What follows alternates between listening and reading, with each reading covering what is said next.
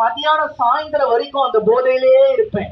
யாராவது என் முன்னாடி பேசிட்டா அவங்கள போட்டு அடிச்சு அவங்கள அமக்கலம் பண்ணி ஒரு பெரிய போராட்டத்தையே கொண்டு வந்து கேங் வாராவே மாறிடும். அவ்வளோ பெரிய பிரச்சனை ஆயிடும். அந்த அளவுக்கு எல்லாம் என்னுடைய வாழ்க்கை போக ஆரம்பிச்சது. நான் பயங்கரமா குடிக்க ஆரம்பிச்சேன். பிற்பாடு நான் நிறைய பொய் சொல்ல ஆரம்பிச்சேன். என் வாழ்க்கையில நிறைய பாவங்கள் எனக்குள்ள வர ஆரம்பிச்சது. பாலியல் தொழில் செய்ய ஆரம்பிச்சேன். வீதி வீதியா கடை கலெக்ஷன் பண்ண ஆரம்பிச்சேன். இப்படி என் வாழ்க்கை எங்கேயோ போய்கொண்டே இருந்தது. எதுக்கு வாழ்கிறோம், என்னத்துக்கு வாழ்றோம்னு தெரியாம இப்படி போய்கொண்டே இருந்தது. முரட்டாட்டமா இருந்த, மூர்க்கமான குணமா இருந்தேன். பாக்குறவங்க கிட்ட எல்லாம் வம்படியா போய் வலிக்கு சண்டைக்கு போவேன்.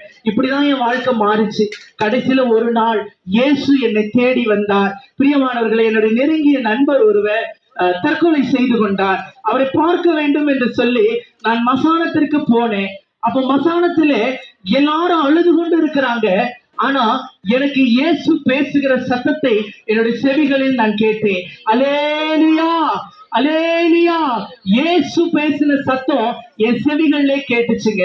பிரியமானவங்களே, நிறைய பேர் போய் அங்க அழுறாங்க, நிறைய பிணங்களை கொண்டு வந்து எரிக்கிறாங்க.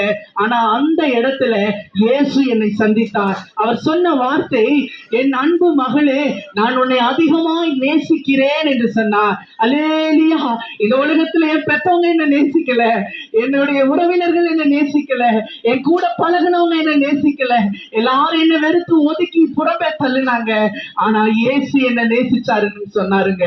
அதை கேட்ட மாத்திரத்துல என் கண்ணெல்லாம் கலங்கி நான் ஆழ ஆரம்பிச்சேன். அவர் சொன்னாரு, நான் முன்னே அதிகமாக உன்னை இப்பொழுது 2 மடங்காய் உன்னை நேசிக்கிறேன். உன் தகப்பனும் தாயும் உன்னை மறந்தாலும் நான் உன்னை சேர்த்துக் கொள்ளுவேன் என்று சொல்லி அன்பாய் என்னோடு பேச ஆரம்பித்தா.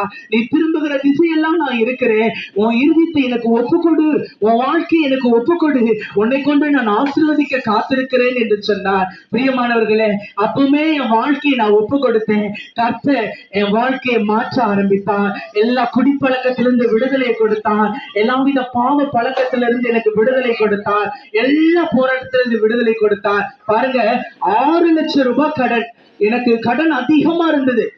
அதிக கடன் நெருக்குறபடினால தற்கொலை செய்து கொள்ளலாம்னு இருந்தேன். யார்கிட்ட சொல்லுகிறதுன்னு தெரியல. ஆனா ஆண்டவரை உண்மையா நினைச்சு நான் ஜெபம் பண்ண ஆரம்பிச்சேன். கடன்காரங்க எல்லாம் என்ன மிரட்டுனாங்க. நீ கொடுக்காத கடனுக்காக உனக்கு வாங்கி கொடுத்த பாவத்துக்கு என் வீட்டுல இருக்கிற பெண்களை எல்லாம் தப்பா பேசுறாங்க. உன்னால அவங்களை நான் நடுத்தருல நான் நிறுத்தணுமா? நீ கடனை கொடுக்கறியா, இல்லைன்னா உன்னை குண்டு கட்டா தூக்கிட்டு போகணுமான்னு சொல்லி என்ன மிரட்ட ஆரம்பிச்சாங்க. கட்டி வச்சு அடிப்பேன்னு சொன்னாங்க. பெல்ட் எடுத்து அடிச்சிடுவேன்னு சொல்லி என்ன மிரட்டுனாங்க.